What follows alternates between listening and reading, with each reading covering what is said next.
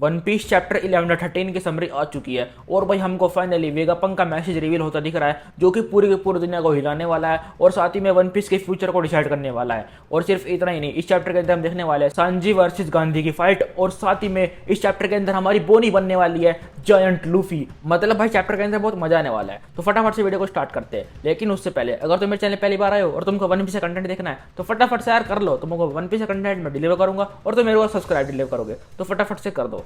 Chapter की starting वहीं से होती है जैसे पिछले वाला एंड हुआ था। हम आते हैं अपने मार्स के पीओवी पे और हमको फाइनली पता चल चुका है कि मार्स ने क्या देखा अपने पंक रिकॉर्ड्स के अंदर। और जैसे कि मैंने अपने पिछले वीडियो के अंदर बता भी दिया था कि वो और कुछ नहीं देखने वाला, अपने वेगापंक के हेड को देखने वाला है और वो उसको देखता है। वो देखता है कि एक बड़े से जार के अंदर हमारे वेगापंक का हेड है और वो पंक रिकॉर्ड से कनेक्टेड है और जिसकी वजह से वो मतलब सारी वहाँ के सैटेलाइट्स की तरह काम करते हैं वो लोग। और उस हेड को देखने के बाद मार्स सोच रहा होता है कि क्या ये जिंदा है या फिर मर गया, लेकिन उसके पास सोचने का ज़्यादा टाइम नहीं होता। तो वो क्या करता है, वो फटाफट से उस डंडन मोसी को कुचलने का ट्राई करता है और वो उसको कुचल देता है उसका सेल को। और उसको पता चलता है कि उसके अंदर तो एक नॉर्मल डंडन मोसी है और जो उसका सेल था वो फेक था। और इसी के साथ जो हमारा वेगापंक है उसने मार्स से काट दिया है, मतलब उसका तो चूतिया बन चुका है। और ये रियलाइज करने के बाद वो अलग ही लेवल का पैनिक होता है। फिर हम आते हैं बाकी लोगों की रिएक्शन पे, जहाँ पे सबसे पहले हम आते हैं सिर्फ विलेज की तरफ, जहाँ पे ये सभी के सभी लोग बात कर रहे होते हैं वेगापंक ने कितना कुछ किया है मेडिकल वर्ल्ड के लिए।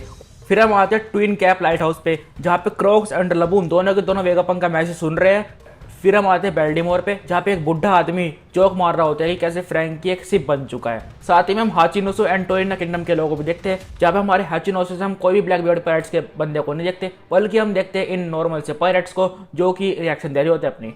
और इसी के साथ जो हमारा टाइम था वो खत्म हो चुका है एंड वेगापंक अपना मैसेज स्टार्ट करता है, जहाँ पे शुरू में वो बताता है कि उसने 2 सिन किए हैं, मतलब 2 पाप किए जिनकी वजह से वो मारा जाएगा आगे जाके। तो इसलिए वो अभी इस मैच को रिकॉर्ड कर रहा है ताकि जैसे उसकी हार्ट बीट खत्म हो वो मैसेज अपने आप ब्रॉडकास्ट होना स्टार्ट हो जाए, जो कि मैसेज अब चल ही रहा है। तो इससे क्या होता है, दुनिया भर के लोग जान जाते हैं कि वेगापंक कहीं ना कहीं मर चुका है। और इसके बाद हम देखते हैं बाकी लोगों की रिएक्शन वेगापंक की डेथ पे।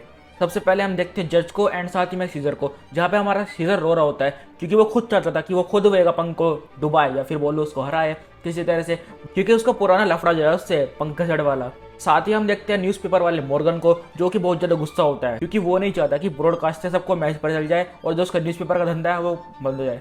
और इन रिएक्शंस के दौरान भी जो हमारा वेगापंक का मैसेज रहता है वो कंटिन्यू रहता है, जहाँ पे वेगापंक बोल रहा होता है कि मेरे को जिसने ही मारा है मैं उसको एविल या फिर गुड नहीं बोल रहा और ना ही मैं किसी को डिसाइड कर रहा है कि कौन एविल है और कौन गुड है। फिर हम आते हैं नामी ग्रुप की तरफ को, जहाँ पे हमारा सैटर्न पहुंच चुका है उनके पास। और सैटर्न की आवाज़ सुनते ही रोबिन फ्रीज हो जाती है क्योंकि वो पहचान लेती है उसकी आवाज़ को, क्योंकि उसने पहले भी उसकी आवाज़ सुनी हुई है जहाँ हमारा ओहारा पर अटैक हुआ था, क्योंकि उसका जो ऑर्डर था बस्टर कोल का वो उसने दिया था। और यहाँ पे हमें एक छोटा सा फ्लैशबैक देखते हैं ओहारा का। सैटर्न सबसे पहले आते बोलता है, निको रॉबिन तू एक ऐसी लड़की है जिसको अकाइनो पकड़ने में फेल हो चुका है, बट मैं नहीं होऊंगा। और इसी के बाद नामी सबको ऑर्डर देते हैं कि फटाफट से लगा सबके सब रॉबिन को सेव करने में। और उसके बाद हमारा ब्रुक आता है, आते ही वो फटाफट से सबसे पहले सैटर्न एक टांग काट देता है। उसके बाद जो हमारा उसोप है वो अपने शूटिंग स्टार वाले से लगा पड़ा अटैक करने। और जो हमारी नामी है वो फटाफट से रॉबिन को पकड़ के एक तरफ कर लेती है और कहीं ना कहीं से उसको बचा लेते हैं सबके से मिल के। बट कब तक बचाएंगे यार, उनके सामने गौर से है और वो नॉर्मल इंसान। देखते हैं क्या होता है इन बेचारों का अगले चैप्टर के अंदर। फिर हम आते हैं अपनी बोने वाली ग्रुप की तरफ को, जहाँ पे हम देखते हैं कि अपना सांजी आ चुका है और वो आते ही नासजूरो के मुंह पे एक लात मारता है। बट उसके बाद क्या करता है नासजूरो उसको अपने मुंह के अंदर पकड़ लेता है। फिर सांजी को बचाने के लिए आते हैं अपने डोरियन ब्रोगी उसको पकड़ लेते हैं पीछे से। और उसी के बाद अपनी बोनी एक जायंट निका बन के या फिर वो जायंट रूफी की तरह बन के वो उसके ऊपर पैर धर देती है, अपनी कुचल देती है भाई उसको। और इसी के साथ हमारा ये वाला पीओवी खत्म हो जाता है। फिर हम सुनते हैं गौर से कि थोड़ी बहुत बातें, जहाँ पे हमारा मार्स बोल रहा होता है कि क्या हो अगर मैं पावर प्लांट को तबाह कर दूं। इसके जवाब में सैटर्न बोलता है कि गलती से भी कुछ भी उल्टा सीधा मत करना, पर चला हमारे जो बैटल शिप्स है वे भी उड़ जाए, खत्म हो जाए। और जो हमारा सेंट टॉप मैन है वो बोलता है कि भाई मत कर ऐसा, अगर तूने ऐसा किया तो हम दोबारा से मदर फ्लेम नहीं बना पाएंगे।